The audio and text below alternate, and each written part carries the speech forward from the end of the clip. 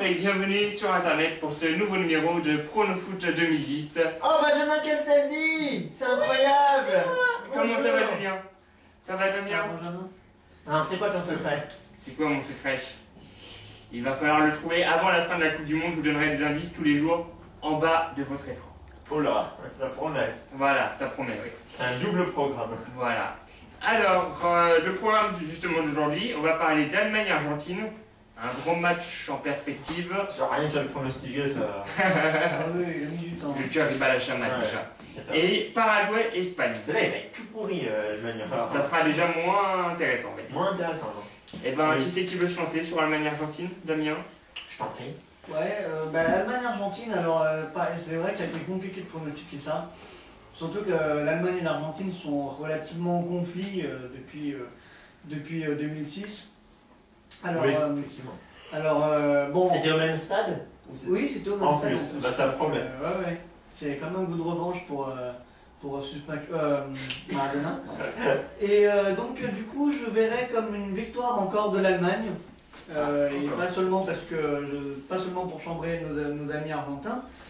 Alors par contre, victoire de l'Allemagne, mais après un match nul de 1 partout. T'as des amis argentins en France, toi? Tout à fait, oui. Ah ouais. Ah, on a peut-être le même, hein. Ouais, On a oui. peut-être le même.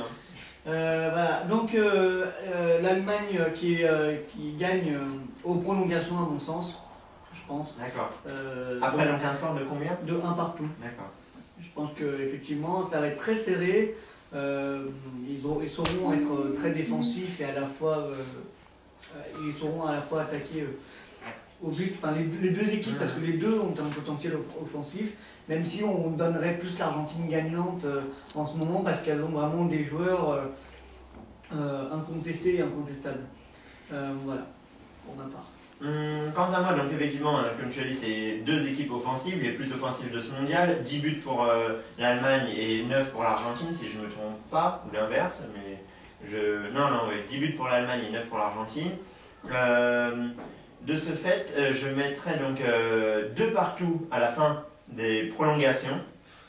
Fin des prolongations, Et donc au tir au but. Non. Enfin, à la Fin fin du temps réglementaire. Oui, mais bon, ce sera pareil pour moi à la fin des prolongations, parce que moi je vois les tirs au but avec une victoire finale de l'Argentine. Et oui, parce que j'aime beaucoup cette équipe argentine depuis 2006, j'avais beaucoup aimé, j'aime bien aussi en ce moment. Alors pourquoi la victoire de l'Argentine? Venez me sucer! L'Argentine a fait un carton plein, 9 points au premier tour, alors que l'Allemagne a déjà connu la défaite face à la Serbie, on s'en souvient, 1-0, et avait fini avec seulement 6 points. Donc je vois l'Argentine est depuis le début dans une bonne dynamique. Une victoire face au Nigeria, une victoire face à la Corée du Sud, une victoire face à la Grèce et un beau carton face au Mexique 3-1. Alors que l'Allemagne, comme j'ai dit, a eu une défaite lors de son deuxième match. Donc je vois victoire de l'Argentine et je vois beaucoup, 4 buts en tout cas dans le temps réglementaire. Oui, mais n'empêche que, on a vu comment l'Allemagne s'est baladée avec l'Angleterre, même si elle s'est fait une petite frayeur. Oui, voilà. Bon, mais. Donc je prends le risque de prendre une victoire argentine et parce que j'aime bien l'Argentine, j'aime bien les pays sud-américains. Vous voyez pas beaucoup de buts sur cette rencontre-là. À chaque fois qu'on voyait des buts, il n'y en a pas eu. Alors moi je vais dire qu'il y a des buts, on verra bien si j'ai tort ou si j'ai raison. Je mettrai une victoire de l'Argentine également. 4 buts à 3. Ouf. Oula. Je suis peut-être un petit peu pessimiste. Après prolongation ou... Non, comme ça. Ah d'accord, au bout de 90 minutes. C'est ça. Ah, le match plié quoi. Ah ouais, ce sera en tout cas un très beau match. Ah oui, 4-3, moi je veux bien le voir. Mais même ouais, c'est vrai que 2-2 déjà, s'il y en a qui marquent, qui reviennent, etc. 2-2 ça peut être un. Mais 4-3, ouais, on a hâte de le voir si c'est le bon pronostic. Ouais, on a hâte. On a hâte de le voir, tout comme le match Paraguay-Espagne. Beaucoup moins. Même si bon, l'Espagne est une belle équipe. Du coup, je fais pas dans. Oui, j'ai oublié de dire que l'Allemagne et l'Argentine c'était le 6e contre le 7e. Là, le Paraguay-Espagne, c'est des écarts beaucoup plus importants. Je vois une victoire espagnole cash, 3-0. Parce que vraiment, avec le match qu'ils ont fait en 8e de finale, les Paraguayens face aux Japonais, aussi bien l'un comme l'autre, c'était nul à chier. Donc le Paraguay, je les vois vraiment là se prendre la misère face à l'Espagne, 3-0 en quart de finale, ce qui leur permettrait de passer en demi largement. Et donc du coup, ce serait peut-être là match référence qu'ils n'ont pas eu depuis le début. Moi je vois l'Espagne gagnante aussi, mais sur un score un peu moindre de 1-0. Ah, Je préfère être prudent avec. tu les vois un peu comme les Français en 2006, quoi. Voilà, des voilà. matchs à 1-0 pour les... Ouais, là, bon, je pense que je vais me tromper, mais je prends le risque de voir 1-0 parce qu'effectivement, bon, quand même, le Paraguay, c'est une équipe sud-américaine, donc j'ai tendance à me méfier. Moi, ils m'ont vraiment déçu, là. Hein, Ouais, bah, en même temps, faut pas oublier que, oui, en 8ème, mais il faut pas oublier qu'ils ont tenu en échec quand même les Italiens. Ouais. Et ça fallait le faire quand même. Donc voilà, moi je vois l'Espagne gagner, mais voilà, pas en se foulant beaucoup, quoi. D'accord. Alors moi aussi je vois une victoire de l'Espagne évidemment. Par contre, je dirais que le Paraguay va marquer quand même un but. Je verrai un 2-1 pour l'Espagne face au Paraguay. Ouais, en soi c'est crédible. Le Paraguay qui n'a pas marqué de but depuis le Slovaquie-Paraguay du dimanche 20 juin quand même. Hein. Ouais, justement, ils ont le temps de s'imposer. Non, ça va rien dire, mais ça fait quand même plus de 10 jours qu'ils n'ont pas planté un but. Mais bon, on verra bien. Oh, si l'Espagne fait des fautes, un pénalty.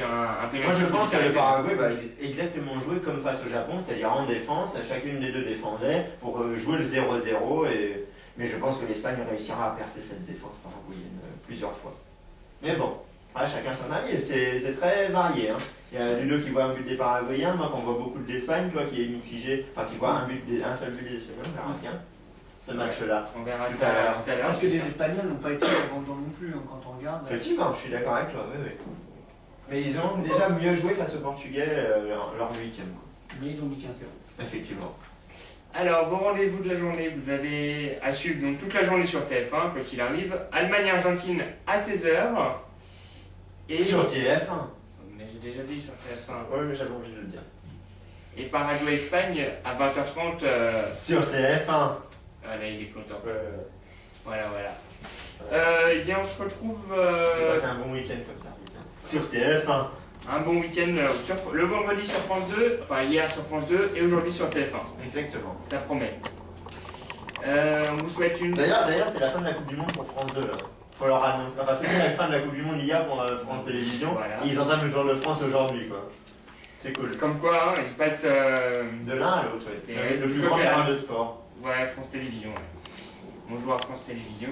Hein. On se retrouve dès demain pour Mondial 2010, le MAG, avec le débriefing des quarts de finale. Bonne journée à tous, bon match et à demain. Bon match, à demain. À demain.